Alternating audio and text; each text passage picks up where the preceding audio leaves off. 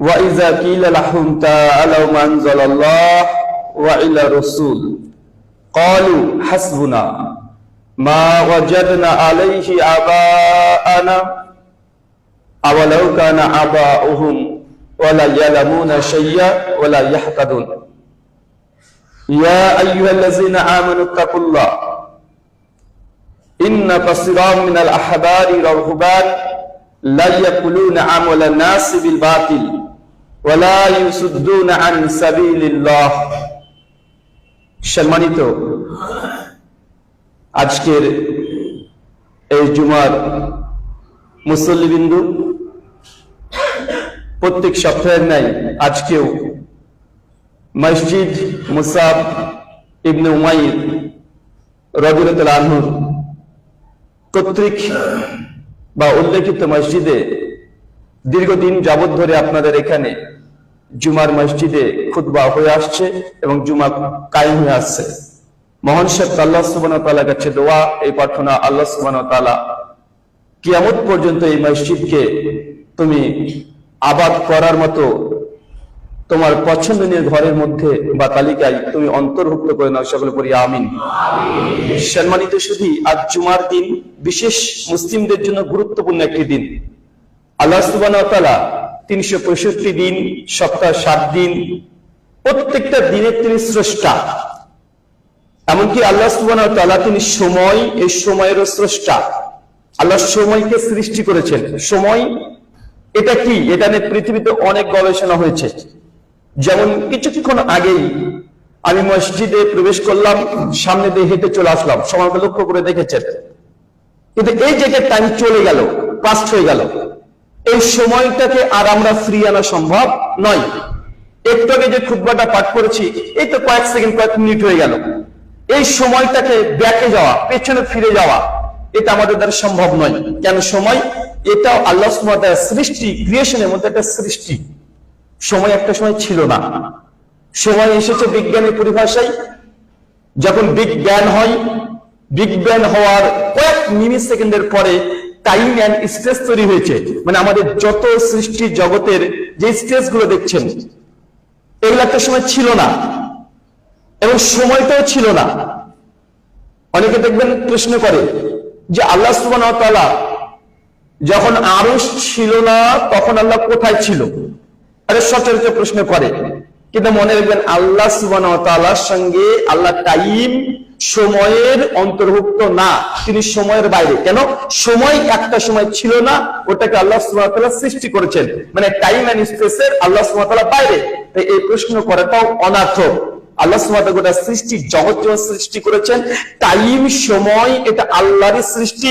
তাই আল্লাহ টাইম বা সময়ের অধীনে নয়, আল্লাহ এর কি বাইরে। কেন? এটা টাইম বা সময় এটা সৃষ্টি। আল্লাহ সুবহানাহু ওয়া তাআলা আমাদের বোঝার তৌফিক দান করে, সকলে বলি আমিন। সম্মানিত সুধী, এই সময়ের আল্লাহ সুবহানাহু ওয়া তাআলা স্রষ্টা। আর যত সময় দেখছেন, আল্লাহ সুবহানাহু ওয়া তাআলা কিছু কিছু দিনকে, কিছু কিছু সময়কে নির্ধারণ করে দিয়েছেন মুমিনদের জন্য, যারা এই সময় ইবাদত করবে, বান্দেগি করবে। এটা আল্লাহ সুবহানাহু ওয়া তাআলার চাওয়া, আল্লাহ আমাদেরকে আদেশ করেছেন। তাহলে জুমার দিন একটি বিশেষ গুরুত্বপূর্ণ দিন। অন্যান্য দিনের চেয়ে জুমার দিনের গুরুত্ব, মাহাত্ম্য, এর ফজিলত, এর কাইফিয়াত অনেক উপরে। গতকাল বৃহস্পতিবার ছিল, আজকে শুক্রবার। কালকের দিনটার মতো আজকের দিনটা নয় মুমিনদের জন্য। অন্যান্য মানুষ যারা আছে, যারা আল্লাহকে বিশ্বাস করে না, পরকালে বিশ্বাস করে না, কিংবা বিশ্বাস করে কিন্তু তার মধ্যে সেই ঈমান বা ইয়াকিন এখনো জন্মলাভ করেনি, এখনো দোকান পাট নিয়ে ব্যস্ত, পরিবার সংসার এগুলো নিয়ে ব্যস্ত, তাদের জন্য এই বরকতময় সময় নয়। আল্লাহ বলছেন, জুমার দিন হচ্ছে এমন একটি দিন যেই দিন আল্লাহ সুবহানাহু ওয়া তাআলা প্রথম নবী আদম আলাইহিস সালামকে সৃষ্টি করেছিলেন। জুমার দিন হচ্ছে এমন একটি দিন যে দিনে নবী আদম আলাইহিস সালাম তিনি ভুল তথা তার দ্বারা ত্রুটি হয়ে গিয়েছিল। জুমার দিন ওই দিন যেদিন নবী আদম আল্লাহর কাছে ক্ষমা চেয়েছিলেন। জুমার দিন সেই দিন যেদিন আল্লাহ সুবহানাহু ওয়া তাআলা নবী আদমকে ক্ষমা করেছেন, এই দুনিয়াতে প্রেরণ করে দিয়েছেন। মিশকাত হাদিস নাম্বার 1360 থেকে 1388 পর্যন্ত পর পর জুমার দিনের গুরুত্ব, জুমার দিনের মাহাত্ম্য এগুলোকে নিয়ে আলোচনা করা হয়েছে। জুমার দিন আসমানবাসী তারা ফেরেশতা মণ্ডলী যত আছে সে ভীত সন্ত্রস্ত থাকে। কেন? এই দিনে আল্লাহ সুবহানাহু ওয়া তাআলা কিয়ামত সংঘটিত করবে, তাই ভীত সন্ত্রস্ত থাকে। জুমার দিন হচ্ছে সেই দিন যেই দিন কোন মুমিন বান্দা যদি মৃত্যুবরণ করে, আল্লাহ সুবহানাহু ওয়া তাআলা তার কবরের আযাব সেই দিনের জন্য আল্লাহ সুবহানাহু ওয়া তাআলা তার বরকতেই তার কবরের আযাবকে আল্লাহ মাফ করে দেন। জুমার দিন হচ্ছে সেই দিন, সহিহ বুখারী 930 নম্বর হাদিস, আল্লাহ সুবহানাহু ওয়া তাআলা আসমান থেকে স্পেশাল কিছু ফেরেশতাকে গোটা বিশ্বের যত জুমা মসজিদ আছে আল্লাহ প্রেরণ করে দেন, চলে যান, সবার আগে তারা চলে আসেন। আজকে এসেছে, আজকে ফেরেশতা এসেছে, প্রত্যেক মানুষের আমল নামা নিয়ে রীতিমতো দায়িত্ব করে আমাদের পূর্বে তারা চলে এসেছে এবং সে অপেক্ষায় ছিল। কেন? আল্লাহর পক্ষ থেকে আদৃষ্ট হয়েছে যে ব্যক্তি জুমার দিন ইখলাস বিশুদ্ধ নিয়াত নিয়ে সালাতের উদ্দেশ্যে, নেকির উদ্দেশ্যে যে ব্যক্তি প্রথম আজকে মসজিদে উপস্থিত হয়েছে, আল্লাহ সুবহানাহু ওয়া তাআলা জানিয়ে দিয়েছেন ওই ব্যক্তির আমলনামাতে একটা লাল উট কুরবানি করলে যে নেকি হয় সে নেকি তার আমলনামায় দিয়ে দাও। তার মানে বোঝা যাচ্ছে সপ্তাহে লক্ষাধিক টাকা উপার্জনের মাধ্যম হচ্ছে জুমার দিন। দোকানে কত টাকা ইনকাম করবেন আজকে একদিনে? 200-250 টাকা, 500 টাকা, 1000 টাকা। কিন্তু আল্লাহ সুবহানাহু ওয়া তাআলা জানিয়ে দিয়েছেন জুমার দিন ফেরেশতারা অপেক্ষা করেন আমাদের জন্য, এবং ফেরেশতারা অপেক্ষা করেন কে আসছে প্রথম সালাতের উদ্দেশ্যে। যে সালাতের উদ্দেশ্যে সে 2 রাকাত সালাত আদায় করে বসে গেল, জিকির, আজকার, তাসবিহ, তাহলিল, ইস্তিগফার করতে শুরু করে দিল, শুধু নিয়াত এটা যে না আমি আজকে ইবাদতের জন্য দিনটাকে খাস করে নিয়েছি, ফেরেশতা তার জন্য উট লিখে দেয়। আচ্ছা বলেন তো একটা উটের দাম কত লক্ষ টাকা হতে পারে? কমপক্ষে 1 থেকে 2, 2.5, 3 লক্ষ টাকা। আর আল্লাহ যে উট দেবে সেটা আমাদের মতো নয়, কারণ আমরা তো কৃপণ মানুষ। আমাদেরকে যদি কুরবানি বা আকিকা দেওয়ার কথা বলে আগে খুঁজে বেড়াই কোনটা ন্যাংরা, কোনটা কানা, কোনটা গায়ে গোস্ত কম আছে, এগুলো। কিন্তু আল্লাহ সুবহানাহু ওয়া তাআলা মুমিনদেরকে যা দেয় সবচেয়ে সেরা জিনিসগুলো দেয়। আল্লাহ দেওয়ার মধ্যে কোনো ভেজাল নেই। দেখেন না মৌমাছি কিভাবে মধু দেয়, কত বিশুদ্ধ। আল্লাহ ফ্যাক্টরি তৈরি করে দিয়েছে মৌমাছির মধ্যে, ওখানে কোনো খারাপ, কোনো 2 নম্বর, 3 নম্বর, 4 নম্বর কোনো মধু দেবে না। ও চাই খা, ভেতর থেকে আল্লাহ ফিল্টার করার ব্যবস্থা করে দিয়েছে, কোম্পানি তৈরি করে দিয়েছে। মৌমাছির মধ্যে মধু আশ্চর্য, এটা বিশুদ্ধ। দেখেন ঘাস খাচ্ছে সবুজ, গরুতে দুধ দিচ্ছে সাদা, বিশুদ্ধ। মানুষের কাছে আসলে ভেজাল হয়ে যায়। ও 2 কেজির মধ্যে 1 কেজি পানি মিশিয়ে দেয়, মধু 3 কেজির মধ্যে আর 2 কেজি গুড় মিশিয়ে দেয়। আছে না নাই কথা বলেন? মানুষ হচ্ছে ভেজাল সব সময়, মানুষকে ভেজাল দেয়, আল্লাহকে ভেজাল দেওয়ার চেষ্টা বা ট্রাই করে। কিন্তু আল্লাহ সুবহানাহু ওয়া তাআলা মুমিনদেরকে বা মানুষ থেকে যা দেয় এর মধ্যে কোনো ভেজাল নেই। মানে ইখলাস যেমন নিষ্ঠা যেমন থাকার জরুরত আছে, আল্লাহ প্রত্যেক জিনিস সৃষ্টির মধ্যে এত সুন্দরভাবে বিশুদ্ধভাবে দিয়েছে যার মধ্যে কোনো ভেজাল পাবেন না। আমরা ভেজাল। আল্লাহ সুবহানাহু ওয়া তাআলা উট দিতে চেয়েছেন, তার মানে বুঝতে পারছেন সৌদির সেই সময় লাল উট, মানে এখনকার এই যে সব বিভিন্ন গাড়ি আসছে না, মার্সিডিজ বেঞ্জ, এই কোয়ালিটির দাম, হাই কোয়ালিটি। কিন্তু মুসলমান আমাদের এই হৃদয়ে কোনো লালসা জাগে না। কেন? আমরা বস্তুবাদী পৃথিবী নিয়ে পড়ে আছি। কেন? মসজিদে আসলে তো উট দেখা যাবে না। ওই একদিনও তো দেখলাম না যে মসজিদের আশেপাশে উট বেঁধে রেখে দিয়েছে ফেরেশতারা, দেখলে তবেই না আসবো। মানে আমরা ডাইরেক্ট পেতে চাই, সরাসরি নিতে চাই, যেহেতু দেখা যায় না আমরা নিতেও কেউ আসি না, আগ্রহ আমাদের নেই। আলমী তারপরে বলছেন, তারপরে সেকেন্ড যে ব্যক্তি যে 2 নম্বর চেষ্টা করেছিল পারি নাই, 2 নম্বর ও যদি প্রবেশ করে ওর আমলনামায় ফেরেশতাকে বলা হয় একটা গরু কুরবানি করে যে নাকি তার আমলনামায় সে নেকিটা লিখে দাও। দেখেন কত সুন্দর অফার। শুধু ইবাদত, নিয়াত খাস আল্লাহকে সন্তুষ্ট করার জন্য, ইখলাস থাকতে হবে। এই 2টো জিনিস যদি থাকে, সপ্তাহে লক্ষাধিক টাকা পরকালের অ্যাকাউন্টে জমা করার মতো ক্যাপাবিলিটি বা পাওয়ার অথবা আল্লাহ অফার আমাদেরকে দিয়েছেন। দেখেন আপনি দান করছেন, সাদকা করছেন, কুরবানি করছেন, আল্লাহ কবুল করতেও পারে না করতেও পারে। কিন্তু নিয়াত যদি বিশুদ্ধ হয়ে চলে আসে, টাকা পয়সা খরচ নেই।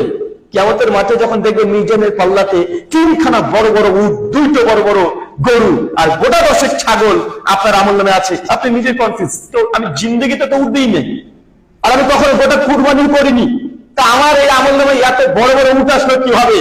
সেদিন আপনাকে জানিয়ে দেওয়া হবে যে এই আমলের বরকতে আপনার আমলনামাতে উটগুলো আল্লাহ সুবহানাহু সাজিয়ে দিয়েছেন। ফেরেশতারা তারা লিখতেও নেকি ভুলে না। আপনি নেকি করতে থাকেন, আপনাকে নেকি গণনা করতে হবে না, আপনি পাপ গণনা করেন। প্রত্যেকদিন ঘুমের সময়তে চিন্তা করে দেখবেন বিছানাতে মাথা দিয়ে যে আজকে কি কি অন্যায় করেছেন, পাপগুলোকে গুনেন, নেকিগুলো গুনতে হবে না। ফেরেশতারা আছে, একটা নেকি লিখতে ভুল করবে না, গোনাও লিখতে ভুল করে না। তবে আপনার জন্য কল্যাণকর নেকি গোনা নয়। কি গোনা? গোনাগুলো আজকে কি অন্যায় করলাম, আব্বার সঙ্গে কি এমন কোন আচরণ করেছে যাতে আব্বা কষ্ট পেয়েছে, প্রতিবেশী, আমার সঙ্গে যারা কর্মকর্তা আছে, যারা আমার কাজ করে দেয়, বা আমার স্ত্রীর সঙ্গে, মেয়ের সঙ্গে, প্রতিবেশীর সঙ্গে, ইমামের সঙ্গে, হুজুরের সঙ্গে, এইগুলো আপনার দায়িত্ব। নেকি ফেরেশতা মণ্ডলীরা তারা লিখতে আছে। আল্লাহ সুবহানাহু ওয়া তাআলা আমাদের যাবতীয় যত গুনাহ, ছোট বড় যত গুনাহ আছে, আমাদের তুমি ক্ষমা করে দাও, সকলে পড়ি আমিন। সম্মানিত সুধী, জুমার দিনে সংক্ষিপ্ত এই আমলগুলো বললাম, কারণ প্রতিদিন আমরা কম পক্ষে বাঙালি যারা আছি আমরা একটু আমল করতে পছন্দ করি, চাই সেটা ভুল করি, তবু আমরা করতে পছন্দ করি। ওয়েস্টার্ন কান্ট্রিগুলোতে চলে যাবেন, ওদের আমলে কোনো ধার ধারে না। আর যে কয়েকজন মানুষ আমল করে, তাদের আমল দেখলেও অনেকটা হাসি পেয়ে যাবে। কেন? মানে তাদের মধ্যে বাঙালি মুসলিম আমরা যেমনটা আছি, বাংলাদেশ, ভারত, পাকিস্তান, উপমহাদেশ কেন্দ্রিক আমাদের মধ্যে ধার্মিকতা যতটা আছে, পশ্চিমা কান্ট্রিগুলোতে এতটা ধার্মিকতা নেই। তারা ধার্মিক মানে ধর্ম বলতে তারা অন্য কিছু বুঝে, কিন্তু অন্তত পক্ষে আমরা এই উপমহাদেশের মানুষগুলো ধর্ম বুঝি আর না বুঝি, আমরা সকলে ধার্মিক। কোরআন হাদিসে কি আছে জানার দরকার নেই, কিন্তু আমরা ধার্মিক। বা এরকম আছে না? নাই, আছি। অনেক সময় দেখবেন যে আমল করতে গিয়ে আমরা জানি না, তারপর আমল করে চলে যাচ্ছি। ওই যে লাইলাতুল কদরের রাত্রিতে কে যেন শিখিয়ে দিয়েছে যে এই রাত্রিতে অনেক নামাজ পড়তে হয়। মুসল্লিরা মসজিদে এসে 2 রাকাত করে ঝড়ের গতিতে ফজরের মধ্যে 100 রাকাত নামাজ পড়তে হবে, 150 রাকাত নামাজ পড়তে হবে। এর চেয়ে কেউ যদি এক পায়ে দাঁড়িয়ে নামাজ পড়ে আরো বেশি নাকি। এমন সমাজে প্রচলিত ছিল না এক সময়তে, অনেকটা কমে গেছে এখন। কিন্তু মানুষ মনে করতো যত হৃদয়কে, শরীরকে কষ্ট দিয়ে ইবাদত করবে আল্লাহ তত বেশি খুশি হবে। এগুলো হচ্ছে না জেনে ধার্মিক। এই জন্য একটা বারবার কথা বলি যে কোন জিনিস না জানা আর কোন জিনিস অর্ধেক জানা বা ভুল জানা, না জানার চেয়ে ভুল জানাটা অধিক ক্ষতিকর। যে ব্যক্তি জানে না সেটা জানেই না, যে ব্যক্তি জানে কিন্তু ভুল জানে, তাকে সংশোধন করা খুব কঠিন, খুবই কঠিন। যে মানুষগুলো জানছে যে না এটা ইবাদত, এইভাবে করলে আল্লাহ খুশি হয়, অথচ এটা ইবাদত নয়, এই ভুল জানা ব্যক্তিকে শেখানো খুব কঠিন। দেখবেন যারা শিক্ষক আছেন মাদ্রাসার, যদি কোনো মানুষ যদি আগে থেকে সূরা ফাতিহা দেন ছোটবেলাতে শিখেছিল, আর এমন ভাবে শিখেছিল এক আশ্চর্য ধরেন ফাতিহা, সূরাতুল ফাতিহা শিখেছে, এমন ফাতিহা যে আশ্চর্য ফাতিহা আছে না, আলহামদুলিল্লাহি রাব্বিল আলামিন, এই অনেকে পড়ে নেই হবে। আগেকার মানুষরা পড়তো না, এখন এই চাচার বয়স হয়েছে 60, এখন যদি দুনিয়ার সবচাইতে বড় কারি শেখ সুদাইসকে নিয়ে এসে বলা হয় আমার এই চাচার কিরাতটা একটু শুদ্ধ করে দেন তো, শেখ সুদাইসের মৃত্যু ঘটে যাবে, চাচার কিরাত শুদ্ধ হবে না। কেন বলেন তো? কারণ ও ভুল শিখে নিয়েছে। যত চেষ্টা করুক সে অরিজিনাল কিরাতকে আর নিয়ে আসতে পারবে না। মানে আগেকার কিরাতকে আগে ডিলিট করতে হবে, জিহ্বা থেকে বাতিল করতে হবে, ব্রেন থেকে বাতিল করতে হবে, নতুন করে আবার তাই কিরাত শেখাতে হবে। কেউ যখনই বলতে যাবে আবার পূর্বের জিনিস সবগুলো মানুষের চলে আসে। কেন? সে ভুল শিখে নিয়েছে। তাই ভুল জানার চাইতে না জানা অনেক ভালো। দেখবেন সবসময় ভুল জানার চাইতে না জানা অনেক ভালো। কয়েকটা উদাহরণ দিয়ে দেখেন। মানুষ গুরুত্ব দেয় কি জানেন? সাধারণ মুসল্লি দেখবেন, বাঙালি মুসলিম আমরা টুপিকে অনেক বেশি গুরুত্ব দিই, পাগড়িকে অনেক বেশি গুরুত্ব দিই। নামাজ পড়ছেন, হঠাৎ যদি টুপি যদি পড়ে যায়, পিছনকার মুসল্লি ওই নামাজরত অবস্থায় মাথাতে টুপিটা দিয়ে দেয়, অনেক গুরুত্ব আমরা দিই। সাধারণ আমরা বাঙালি মুসলিমদের দিই টুপিকে। জুমার পূর্বে এই যে 2 রাকাত বা 4 রাকাত যেগুলো নামাজ পড়ছে, বা জোহরের পূর্বে 2 রাকাত 4 রাকাত, এই নামাজের গুরুত্ব আছে। এই নামাজ সুন্নাত, আমরা এটাকে অনেক বেশি গুরুত্ব দিই না, এটাকে মিস করা যাবে না। অথচ জামাতে সালাত আদায় করা এটা তার চাইতে অধিক বড় সুন্নাত। আমরা জামাতকে সহজে মিস করে দিই, কিন্তু জুমার পূর্বে বা জোহরের পূর্বে 4 রাকাত সুন্নাত, এটাকে আমরা অতটা গুরুত্ব দিই না। ভাই জামাতের গুরুত্ব ওটার চাইতে বেশি না কম? বেশি। জামাতের গুরুত্ব বেশি হয় সালাতের চাইতে। জামাতকে মিস করা এটা আমাদের কাছে তেমন কিছু মনে হয় না, যতটা না মনে হয় যে আজকে জোহরের পূর্বে 4 রাকাত পড়তে পারলাম না, জোহরের পরে 2 রাকাত পড়লাম না। কেউ যদি জোহরের নামাজের পরে 2 রাকাত বা 4 রাকাত না পারে, মানুষ তার দিকে তাকিয়ে থাকে, এর নামাজ পড়লো না। কিন্তু জামাত যে তার চেয়ে অনেক গুরুত্বপূর্ণ বিষয়, এটা আমরা বুঝি না। কেন? ওই যে বললাম, একটা হচ্ছে না জানা, একটা হচ্ছে ভুল জানা। কোনটার গুরুত্ব কোনটা এটা আমরা বুঝি না, তাই আমরা অনেক কিছু না জেনে অনেক কিছু করে ফেলি। আজকে যে বিষয়ে গুরুত্বপূর্ণ আলোচনা হবে, আলোচ্য বিষয় দোয়া নিয়ে বাড়াবাড়ি।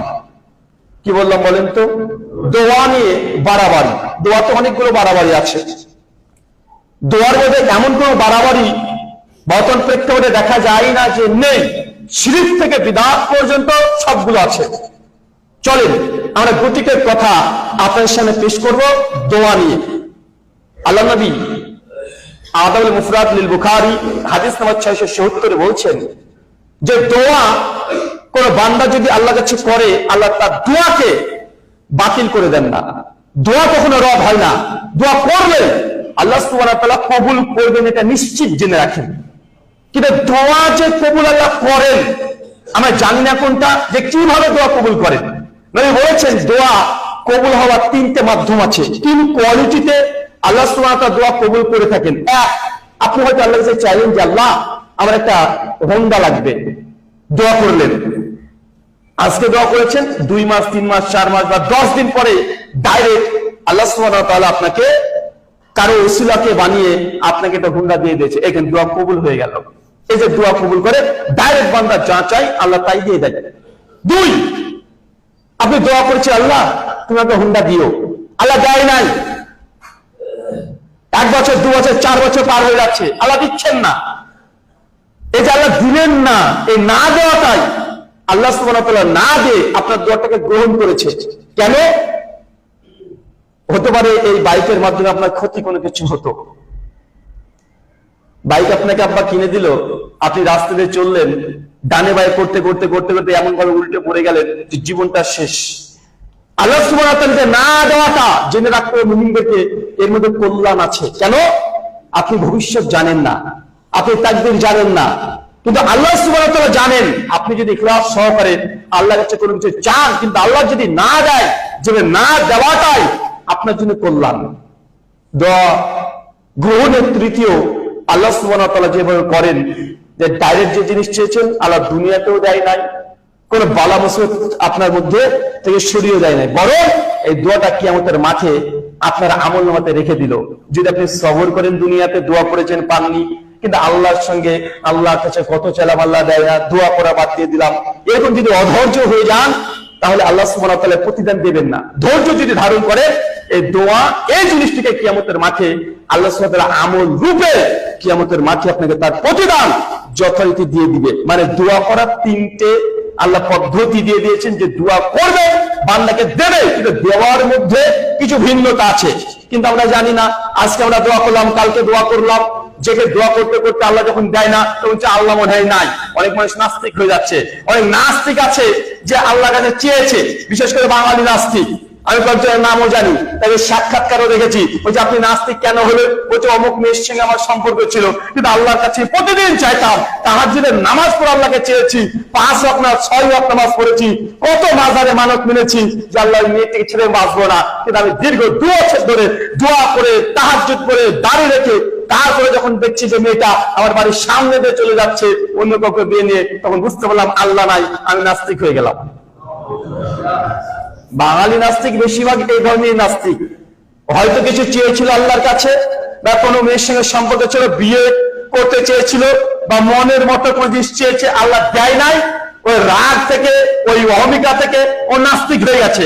অধিকাংশ নাস্তিককে এই ধরনের নাস্তিক দেখা যায়, তারা পড়াশোনা করে কেউ নাস্তিক হয় না, বরং এই দোয়া আর তাকদীর এই দুটো জিনিসকে না বুঝার কারণে অধিকাংশ আমাদের মুসলিম সমাজ থেকে, মুসলিম পরিবার থেকে ছেলেমেয়েরা তারা নাস্তিক বা ইসলাম বিদ্বেষী অথবা মুরতাদ হয়ে যাচ্ছে। আল্লাহ সুবহানাহু ওয়া তাআলা তো তাদেরকে আবার ইসলামে ফিরে আসার তৌফিক দান করো, সকলে পড়ি আমিন। আল্লাহ সুবহানাহু ওয়া তাআলা বলছে উদউনি আস্তাজিব লাকুম, তোমরা ডাকো, তুমি ডাকলে আমি তোমারটাকে সাড়া দেব। আল্লাহ ডাকতে বলছেন। আমরা আল্লাহকে ডাকি, কিন্তু কিভাবে ডাকি? আমরা তো ডাকছি আল্লাহকে প্রতিদিন, কিন্তু ডাকার মধ্যেও আল্লাহ সুবহানাহু ওয়া তাআলা তিনি আমাদের শিখিয়ে দিয়েছেন কিভাবে ডাকতে হবে। যে কোনো ভাবে ডাকলে আল্লাহ সাড়া দেবেন এমনটি নয়।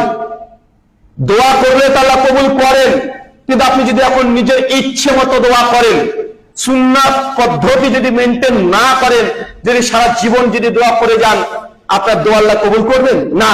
দোয়া তখনই আল্লাহ সুবহানাহু ওয়া তাআলা তিনটে পদ্ধতিতে কবুল করে থাকেন, যখন দোয়াটাকে সুন্নাত মোতাবেক, কোরআন সুন্নাহ মোতাবেক যখন আপনি দোয়া, জিকির, আজকার, তাসবিহ, তাহলিল এগুলো করবেন তখন।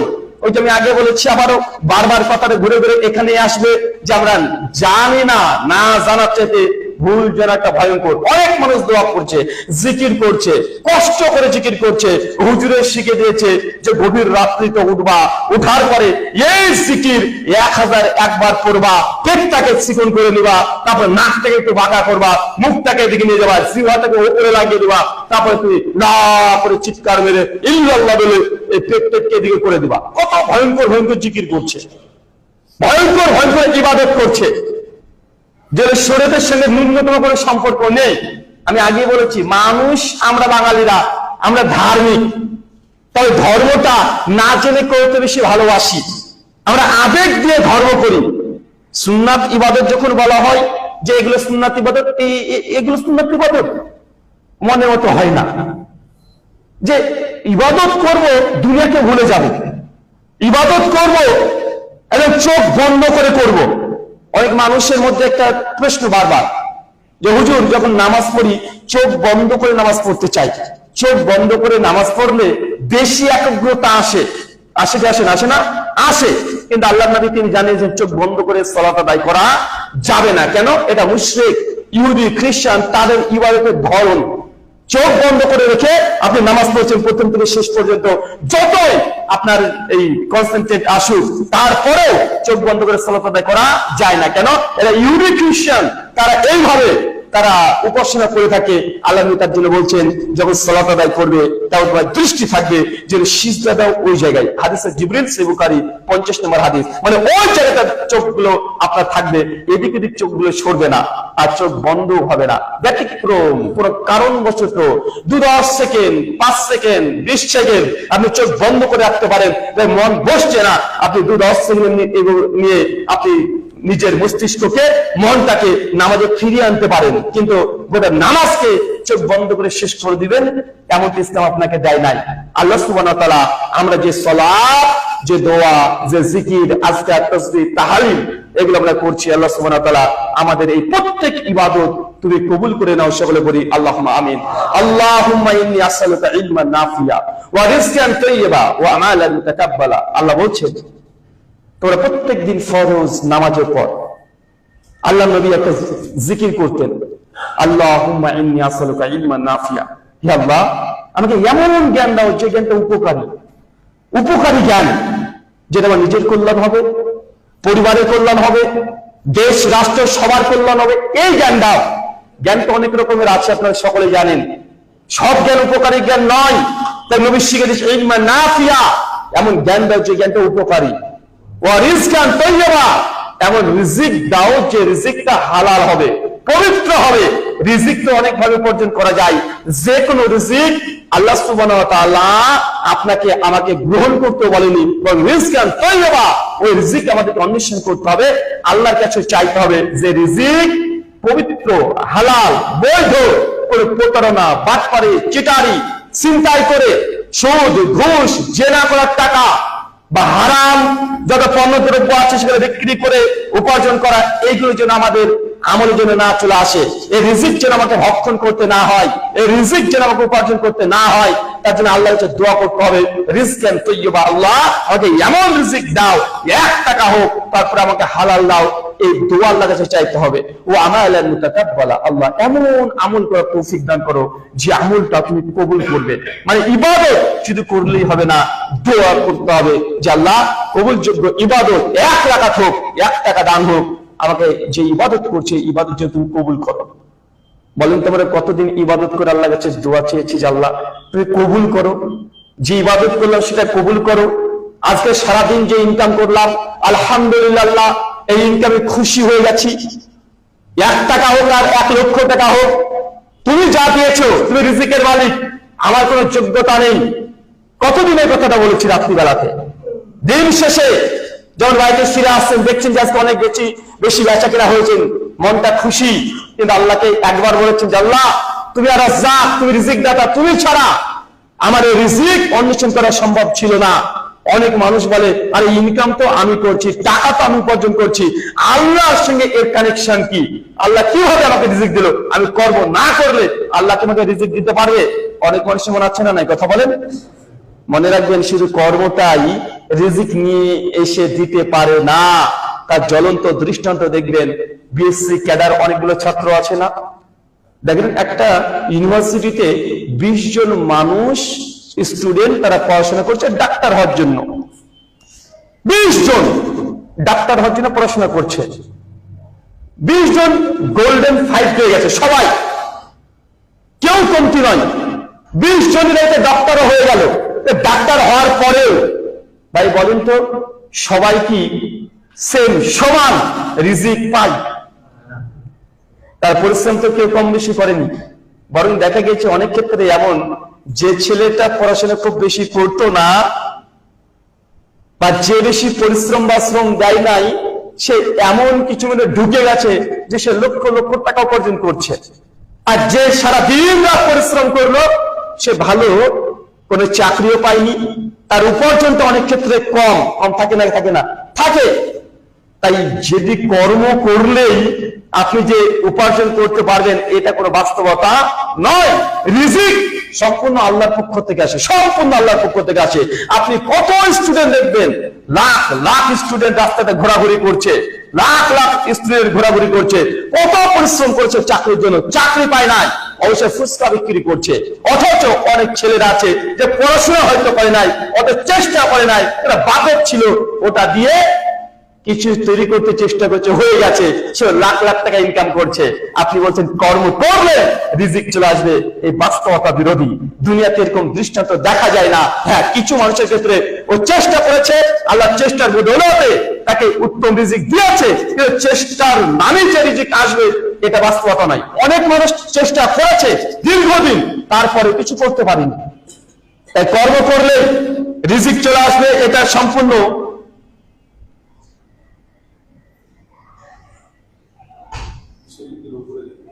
কি লেখা এটা ভাই?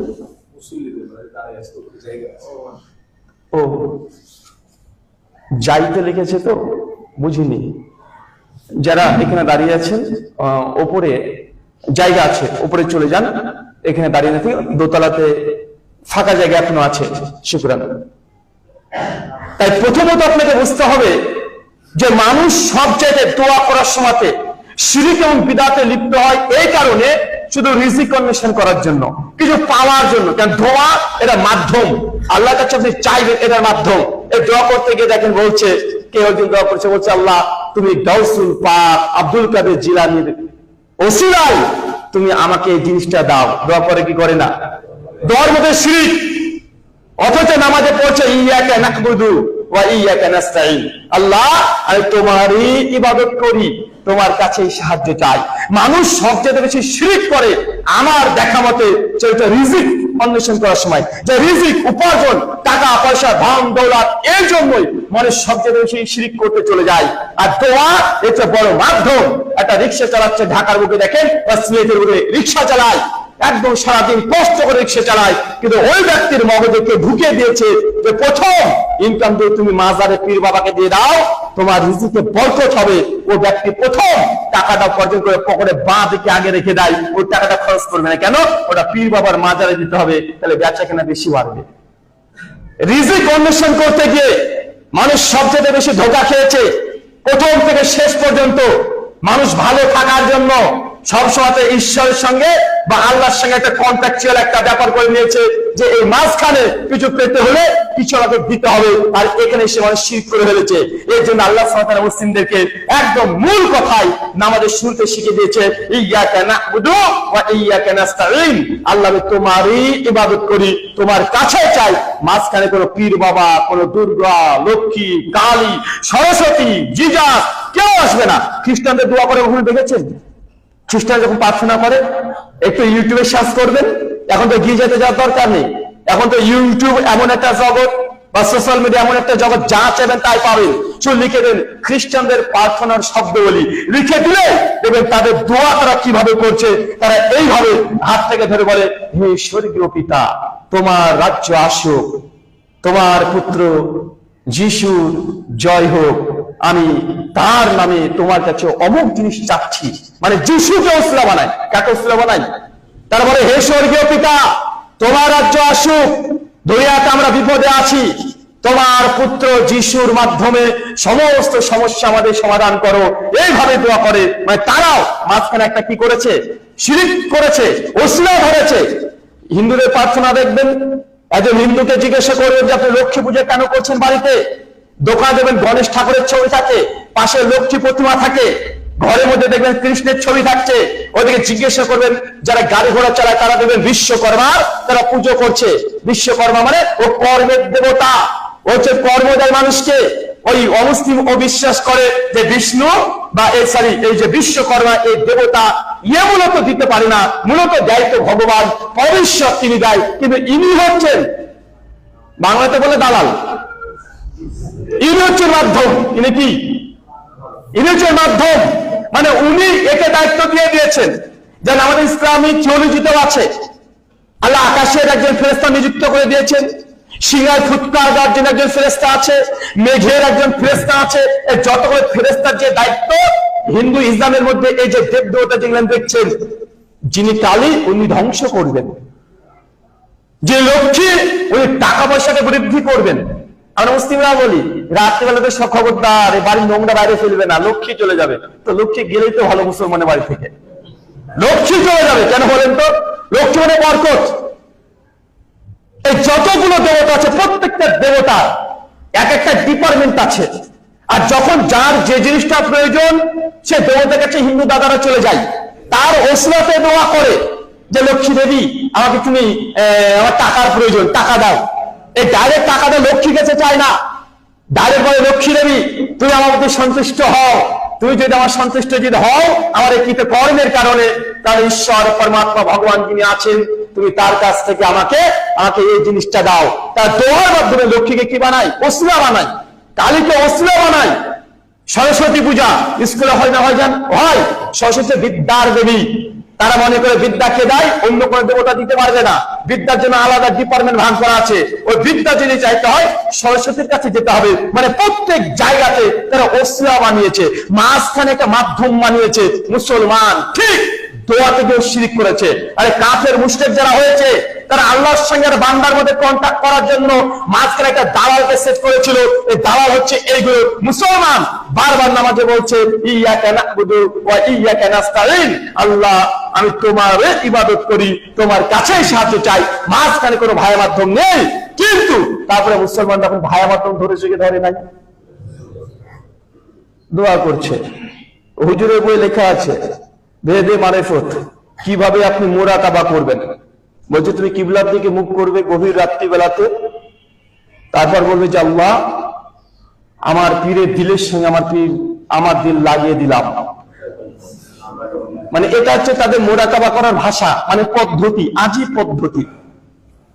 মানে যে কোনো জায়গায় মাঝখানে একটা দালাল চলে আসছে, কিন্তু ইসলাম প্রথম শিখিয়েছে যে না, মাঝখানে কোনো দালাল আসবে না, বান্দার সঙ্গে আল্লাহ ডাইরেক্ট সম্পর্ক। সহিহ মুসলিম 848 নম্বর হাদিস, আবু হুরায়রার কাছে একজন সাহাবী এসে বলছে, আবু হুরায়রা যখন ইমামের পেছনে থাকবো তখন তো সূরাতুল ফাতিহা পড়বো। একজন পারস্য থেকে একজন সাহাবী এসেছে, ফার্সি, এসে বলছে যখন ইমামের পেছনে থাকবো তখন সূরা ফাতিহা পড়বো। আবু হুরায়রা বলছেন ইকরা ফি নাফসিক, হ্যাঁ শেষে পড়ো, তবে শব্দ করে নয়, ফি নাফসিক, এমন ভাবে পড়ো যখন আওয়াজ হবে না, জিহ্বা নড়বে কিন্তু আওয়াজ হবে না। কেন? নবীকে আমি বলতে শুনেছি কোন বান্দা যখন সালাতের মধ্যে দাঁড়িয়ে বলে আলহামদুলিল্লাহি রাব্বিল আলামিন, আল্লাহ আসমান থেকে জবাব দিয়ে বলে হামিদানি আব্দি, আমার বান্দা আমার প্রশংসা করছে। বান্দার সঙ্গে আল্লাহ ডাইরেক্ট কানেকশন, মাঝখানে কোনো ভাই মাধ্যম নেই। ওয়াইজা ইবাদি আন্নি ফাইনা করি, আল্লাহ বলছে যখন আমার বান্দা আমাকে ডাকে ফাইনা করিব, আমি তার অতি নিকটে, ডাকো আমি তোমার ডাকে সাড়া দেবো। মাঝখানে কারো প্রয়োজন হয় না, দোয়ার মধ্যে মাঝখানে কাউকে রাখা এটা কোনো মুমিনের কাজ নয়, এটা মুশরিকদের দোয়া করা, এটা হচ্ছে মাধ্যম। কিন্তু আমরা এটা চাইছি। জি হ্যাঁ, যদি জীবিত থাকে, সহিহ বুখারী 1010 নম্বর হাদিস, আব্দুল্লাহ ইবনে আব্বাস থেকে বর্ণনা পাওয়া যায়, নবী আলাইহিস সালাম তিনি যখন দোয়া করতেন বৃষ্টি প্রার্থনার সময়তে, আব্দুল্লাহ আব্বাস এই হাদিসগুলো যদি পড়া যায়, নেককার পরেজগার ব্যক্তি যে আছে তাকে বলতে পারেন, আমার ছেলেটা অসুস্থ, ইমাম সাহেব আপনি আমার ছেলের জন্য দোয়া করেন। এই যে জীবিত আছে, এই যে ওসিলা বা এই যদি দোয়া করে আল্লাহ গ্রহণ করতে পারে। কিন্তু মাঝখানে মুশকিল কুশা এই শব্দগুলো আপনারা খুব বাংলাদেশের মানুষ পরিচিত নয়। যারা সুফি পীর তরিকায় বিশ্বাসী তাদের প্রত্যেকের আকীদা যে বরফের আব্দুল কাদের জিলানী তিনি মুশকিল কুশা, মানে দুনিয়ায় যত মুশকিল আছে সবগুলোকে তিনি পরিত্রাণ দেয়, অন্যকে দিতে পারে না। মুক্তারকুল সমস্ত ক্ষমতার মালিক এই পীর সাহেব গুলো দিয়ে রেখেছে, কিন্তু তাদের আকীদা যতগুলো পীরের তরিকার বই আছে সবগুলোতে এই শব্দগুলো ত্রাণগুলো পেয়ে যাবেন। তারা মনে করছে আল্লাহ সুবহানাহু ওয়া তাআলা তুমি আমাদেরকে এইসব শিরকি দোয়া থেকে আমাদেরকে বিরত থাকা তৌফিক দান করে, সকলে বলি আমিন। দোয়ার মধ্যে আরেকটা বাড়াবাড়ি আছে, আর নবীর ভবিষ্যৎবাণী করে গেছে আগে থেকে। সুনান আবু দাউদ উঠিয়ে দেখেন কিতাবুত তাহারাতের 96 নম্বর হাদিস, আল্লাহ নবী বলছেন আমার উম্মত দুটো জিনিস নিয়ে গুলুম করবে, বাড়াবাড়ি করবে। এক, আর দোয়া নিয়ে বাড়াবাড়ি করবে। আমি যখন প্রথম আবু দাউদ হাদিসটা পড়লাম এই সর্বনাশ, আশ্চর্য, তাই তো আবু দাউদের 96 বলছে আমার উম্মত দুটো জিনিস নিয়ে গুলু করবে, বাড়াবাড়ি করবে। তারপরে একটা চার দোয়া নিয়ে বাড়াবাড়ি করবে। বাড়াবাড়ি হচ্ছে না? হচ্ছে, অনেক রকমের বাড়াবাড়ি আছে। আমি জাস্ট একটা বললাম যেটা শিরকি দোয়া। দুই দেখেন, আরো দেখেন, যখন দোয়া করছে বিশেষ করে ওয়াজ মাহফিলের ময়দানে, হুজুরকে আপনি এসে 200 টাকা দিয়েছেন যে আমার মান নামে দোয়া করে দেন, হুজুর দোয়া করছে অমুকের বেটা দিল এত টাকা দান, আল্লাহ তুমি তাকে জান্নাত দিতে করিও না ভুল না, কি কি যেন বলে, আছে না কথা বলেন? ওই 200 টাকা দিয়ে একটা মৎখর মাতালকে জান্নাতের দরজা ভেঙে পারলে যে আপনি ঢুকিয়ে দেয়, মানে এমন এমন শব্দ করে ওই যে আল্লাহ তুমি তাকে জান্নাত দিতে করিও না ভুল। বলেন তবে আল্লাহর ভুল হয়? আল্লাহর ভুল হয়? কিন্তু এই শব্দগুলো বলা হয় কি হয় না? ওই যে দানের পরে যে কবিতাগুলো বলা হয় তার অধিকাংশ আল্লাহকে অপমান করা হয় আর বান্দাকে বড় করা হয়। ভালো করে লক্ষ্য করে দেখবেন, আল্লাহ সিফাতের বিরুদ্ধে চলে যায় কবিতা বলতে গিয়ে, আর যে দান করছে তার মাহাত্ম্য উঁচু করতে গিয়ে যদি প্রত্যেকটা বিশ্লেষণ করতে হয় অন্যের সাথে করা যাবে। এই শব্দগুলো প্রত্যেকটা নিয়ে আসেন, বান্দাকে উঁচু করছে আর আল্লাহকে মানে বোঝাচ্ছে যে আল্লাহ হয়তো ভুল করে, আল্লাহ হয়তো কবুল করে না, আল্লাহ হয়তো ঠকাতে পারে। এই কথা বলে যে আল্লাহ তুমি দিও না তার দানে দিও না তো ফাঁকি, এই শব্দ আছে। বলে কি বলে না কথা বলে আল্লাহ ফাঁকি দেয়, আল্লাহ বান্দার সঙ্গে ফাঁকি দেয়। কিন্তু এই কথাগুলো বলছে দোয়া নিয়ে বাড়াবাড়ি। দোয়ার মধ্যে দেখবেন দোয়া করছে ছন্দ মিলিয়ে, আছে না নাই? দোয়া ছন্দ মিলে করছে কি করছে না? দোয়া ছন্দ মিলে করছে, সে বুখারী মুসলিম স্পষ্ট হাদিস। ছন্দ মিলিয়ে দোয়া করা একদমই জায়েজ নয়, নবীর স্পষ্ট মারফু হাদিস থেকে প্রমাণিত। ছন্দ মিলিয়ে দোয়া করা এটা মুশরিকদের কাজ, এইভাবে দোয়া করা যায় না। কিন্তু আমরা তারপরে করছি দোয়াতে 1 ডজন কমপক্ষে বাড়াবাড়ি আছে, শিরকি বাক্য আছে, বিভিন্ন রকমের দোয়ার মধ্যে আমরা সীমা লঙ্ঘন করছি। আল্লাহ সুবহানাহু ওয়া তাআলা এই দোয়াই বাড়াবাড়ি থেকে আমাদেরকে পরিত্রাণ দান করে, সকলে বলি আমিন। কিন্তু মানুষ তো আমরা আবেগী মানুষ। হুজুর আপনি যাই বলেন না কেন, নামাজ শেষে যদি ওইভাবে মুনাজাত না হয় না কেমন ভালো যেন লাগে না। নামাজ পড়লাম, 1 সপ্তাহ নামাজ পড়িনি, শুক্রবারে তো আমি আসি, সময় পাই না, শুক্রবারে আসি। আগে দেখতাম মসজিদ ইমাম সাহেব কত সুন্দর কাটি করে দোয়া করতে ভালো লাগতো, আর এখন কি সব নতুন ডিজিটাল হুজুর আসলো দোয়ায় তুলে দিল। কেন? ওই যে হাত তুলে সবাই মিলে এখন আমরা কাদাকাটি করে দোয়া করি না, বা তাদের ভাষাতে মুনাজাত করি না, তার জন্য এখন আমরা দোয়া তুলে দিয়েছি। উনি বুঝলেই না যে আসলে দোয়া পৃথিবীর কোনো মানুষ তুলেনি, আমরা যেটা করেছি দোয়া করার কিছু পদ্ধতি তুলে দিয়েছি। কেন? তুমি বাড়াবাড়ি করেছো, আমরা তুলে দিয়েছি। আর আমরা মনে করি যে দোয়া মানে কি? দোয়া মানেই তো হাত তুলে করতে হবে। আরে দোয়া করবো যদি হাত না তুলি, কেমন দোয়া হলো বাপু? দোয়া করবো হাত তুলবো না, এটা হয় নাকি? আরে হাত না তুলে দোয়া হয় নাকি? মানুষের মধ্যে এটা ঢুকে আছে, কিন্তু আমরা বুঝলাম না যে দোয়া মানে যে হাত তোলা, এমনটা নয়। অনেক আবেগ দিয়ে বলছে আরে আল্লাহর কাছে তো চেয়েছি, দুর্গার কাছে তো চাইনি, আমরা তো আহলে হাদিস, আমরা দরগার কাছে চাই না, আমরা তো আল্লাহর কাছে চেয়েছি, 2 হাত তুলে চেয়েছি, পা তো আর তুলিনি। কেন নিষেধ করছে? আসলে দোয়া করার 3টে পদ্ধতি আছে। কয়টা পদ্ধতি? 3টে পদ্ধতি। কিছু কিছু দোয়া আছে যে আপনি নিজেই জিহ্বা নড়িয়ে নড়িয়ে পড়বেন, শব্দ করারও দরকার নেই, দোয়া হয়ে যাবে।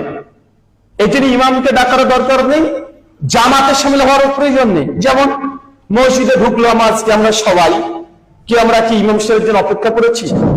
কথা বলে অপেক্ষা করেছি? বা আমরা কি কেউ হাত তুলে দোয়া করেছি? বা সবাই মিলে লাইন দিয়ে জামাত করে দোয়া করেছি? তো এটাই তো দোয়া, কেন হাত তুললেন না? আচ্ছা, যখন মসজিদ থেকে বের হয়ে চলে যাব, ওই সময় থেকে হাত তুলে দোয়া করে করে বের হন? তাহলে মসজিদ থেকে বের হওয়ার দোয়া আছে না? আছে তো।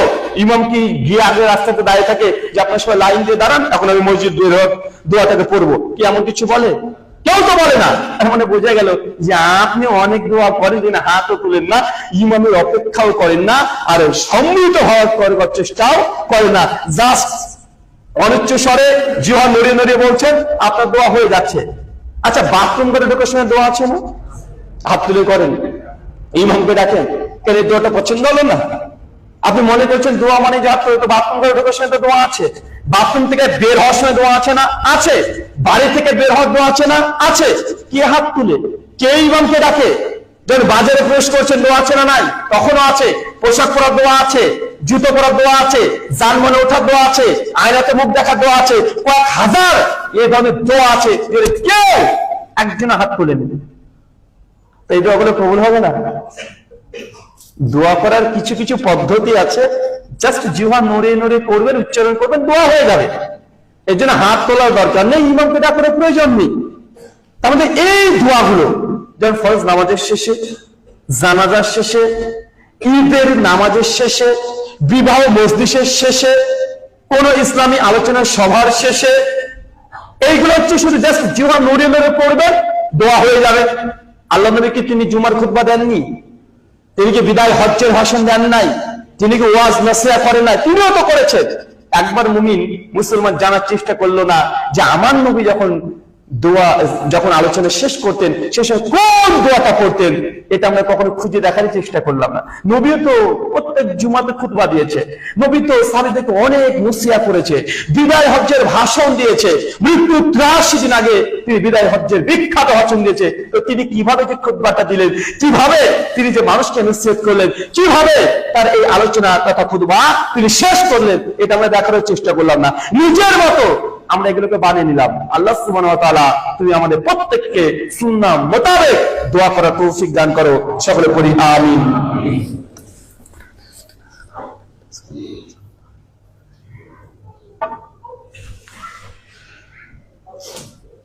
আলহামদুলিল্লাহি রাব্বিল আলামিন ওয়াস সালাতু ওয়াস সালামু আলা রাসূলিহিল আমিন ওয়া আলা আলিহি ওয়া সাহবিহি আজমাইন, আম্মা বাদ।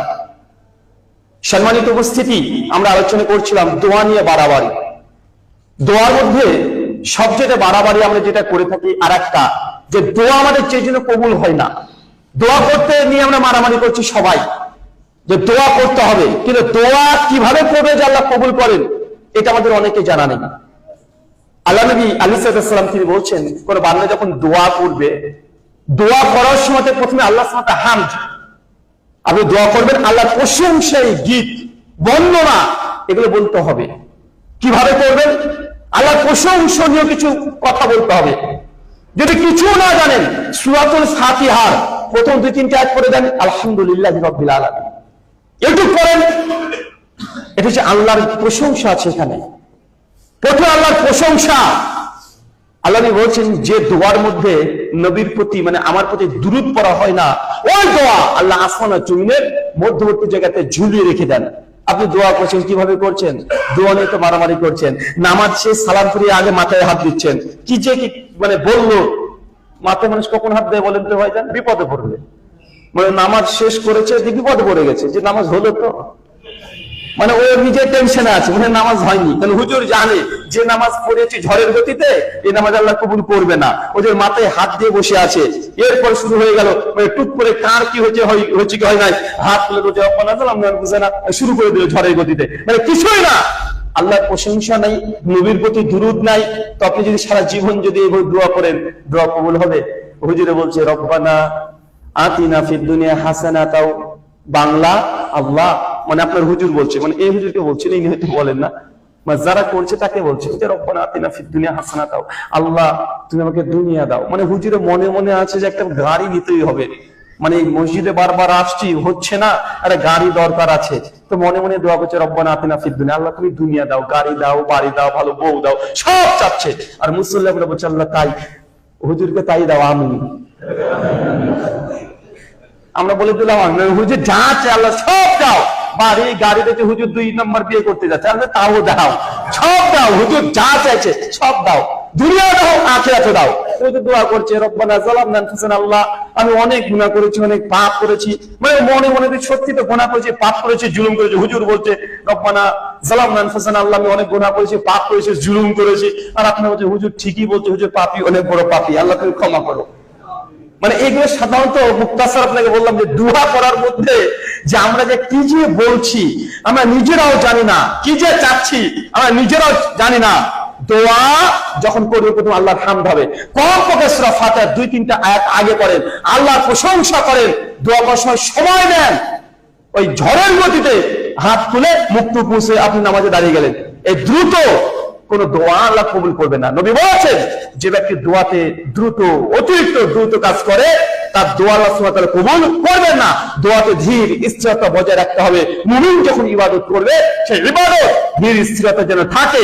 এই যে প্রথম আল্লাহর হাম, যে কোনো প্রশংসা বাক্য আগে আপনি বলতে থাকেন, তারপর নবীর প্রতি দুরূদ পড়েন, এরপর নিজের জন্য চান, নিজের পরিবারের জন্য চান, প্রতিবেশীর জন্য চান, গোটা বিশ্বের মুসলিমদের জন্য চান। এই যে দোয়া করার সিস্টেম, যখন আপনি দোয়া শেষ করবেন আবার আল্লাহর প্রশংসা দিয়ে আপনি দোয়াকে শেষ করবেন। এখন বলেন তো কতদিন এইভাবে করি? দোয়া করা নিয়ে তো মারামারি করছি, কতদিন আল্লাহ প্রশংসা করেছেন দোয়ার মধ্যে হাত তুলে, তারপর নবীর প্রতি দুরূদ পড়েছেন, এরপর ধীর স্থির ভাবে আপনি চেয়েছেন নিজের জন্য, পরিবারের জন্য, আত্মীয় স্বজনের জন্য, তারপর গোটা বিশ্বের মুসলিমদের জন্য কতদিন চাওয়া হয়েছে। আবার শেষ করছেন আল্লাহর হামদ দিয়ে, প্রশংসা দিয়ে, কবে আপনি শেষ করেছেন? আমরা করি নাই বিধায় দোয়া আল্লাহ কবুল করবেন না। আল্লাহ নবী বলছেন সহিহ বুখারী, সুনান আবু দাউদ, হাদিস নাম্বার 1203, আল্লাহ ওই দোয়াকে কবুল করে না যে দোয়া কোন বান্দা যদি আত্মীয় সম্পর্ক ছিন্ন করে দেয়, আল্লাহ ওই ব্যক্তির দোয়া কবুল করবেন না। কোন পাপ করে লিপ্ত হওয়ার জন্য দোয়া করেন, আল্লাহ ওই দোয়াটা কবুল করবেন না। কথা বুঝতে পারছেন? যদি হারাম উপার্জন করে আসেন, হারাম খেয়ে এসেছেন, রাত্রিবেলাতে খেয়েছিলেন মদ, এখনো পেটে আছে, ঢেকুর তুললে মদের গন্ধ বের হবে, আপনি যখন দোয়া করেন আল্লাহ আপনার দোয়া কবুল করবে? দোয়া কবুল করবেন না। আল্লাহ বলছেন দোয়া করার সময়তে অতিরিক্ত দ্রুত তাড়াতাড়ি এই কাজ যেন না করা হয়। আল্লাহ বলছেন যে একজন সাহাবী, আবু হুরায়রা থেকে রিওয়ায়াত বর্ণনা আছে, সহিহ মুসলিমের হাদিস, যে একজন ব্যক্তি মসজিদে সালাত আদায় করছেন, সে দ্রুত দোয়া করে উঠে চলে যাচ্ছে। আল্লাহ তাকে ডেকে বলছে তুমি এত দ্রুত করলে কেন? দোয়া করার সময় এইভাবে দোয়া করতে হয়। দোয়া করার সময় কখনো এইভাবে বলা যাবে না আল্লাহকে যে আল্লাহ যদি তুমি চাও আমাকে ক্ষমা করো, যদি তুমি চাও আমাকে দয়া করো, এই শব্দ দোয়ার মধ্যে বলা যাবে না। যদি তুমি চাও মানে আপনি আল্লাহকে বাধ্য করতে চাচ্ছেন, এইভাবে নয়। আল্লাহকে বলতে হবে আল্লাহর সুন্দর নাম নিয়ে, আর রহমান, আল্লাহ তুমি অসীম করুণাময়, পরম দয়ালু, তুমি ক্ষমাশীল, তুমি গাফুর রহিম, তুমি ক্ষমা করতে পছন্দ করো, তুমি আমাকে ক্ষমা করো, আমি গুনাহগার আল্লাহ, আমি তোমার নিকৃষ্ট বান্দা, আমি গুনাহগার পাপিষ্ঠ, তুমি রহমান, তুমি ক্ষমা করো। আল্লাহ আমার ছেলে তো অসুস্থ, তুমি আশ-শাফি, তুমি সুস্থতা দানকারী, আমার ছেলেকে সুস্থতা দান করো। আল্লাহ আমার বেচাকেরি তেমন চলছে না, আমার 24 বছর বয়স হয়ে গেল, এখনো কোন উপার্জন করতে পারি না, তুমি আর রাজ্জাক, তুমি রিজিক দাতা, তুমি আমাকে হালাল উপার্জন দিয়ে পূর্ণতা দান করো। এটা হচ্ছে দোয়ার ভাষা। বা যখন দোয়া করবেন, যা চাইবেন আল্লাহর সুন্দর নামগুলোকে ওসিলা বানাতে পারবেন। কথা বুঝতে পারলেন না ভাইজান? একটা কোনো কেচে ফেসে গেছেন, আপনার জমি, আপনার ল্যান্ড কে দখল করে বসে আছে, অনর্থক ভাবে হাইকোর্টে চলে গেছে বিচার, কি করবেন? আল্লাহ কাছে চান, আল্লাহকে বলেন যে আল্লাহ তুমি আর হাকিম, তুমি শ্রেষ্ঠ বিচারক, আর এটা মিথ্যা কেচে ফেসে গেছি, তুমি আল হাকিম, তুমি শ্রেষ্ঠ বিচারক, তুমি সঠিক বিচার করো। এটা আল্লাহর কাছে চাইতে হবে। 10 তলা বিল্ডিং থেকে ছেলেটা আপনার পড়ে গেছে, খবর পেয়েছেন যে ছেলে 10 তলা বিল্ডিং থেকে পড়ে গেছে, আপনি ছুটছেন ছেলেকে বাঁচাতে, যাই ছেলেটা আমার অসুস্থ হয়ে গেছে, পাপ ভেঙে গেছে, হয়েছে, ভাবছেন, কান্নাকাটি করতে করতে চলে যাচ্ছে। জি না, কি করবেন? পথে যখন শুনবেন কোন দুর্ঘটনার কথা, সঙ্গে সঙ্গে উজু করে 2 রাকাত নামাজ পড়ে না। আল্লাহ তুমি আল্লাহ, শুনলাম আমার ছেলে 10 তলা বিল্ডিং থেকে পড়ে গেছে,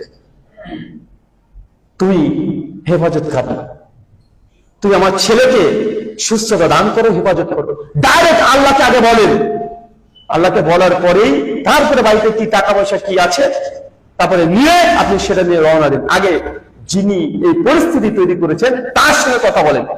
কোথায় আপনি চলেছেন ডাক্তারের কাছে, ডাক্তার ফিরিয়ে দিতে পারবে? ডাক্তার ফেরানোর ক্ষমতা নেই। তাই আমাদের এই জায়গাতে আমাদের অনেকগুলো ত্রুটি আছে। আল্লাহ সুবহানাহু ওয়া তাআলা এই ত্রুটি মুক্ত ভাবে দোয়া করা তুমি তৌফিক দান করে, সকলে পড়ি আমিন।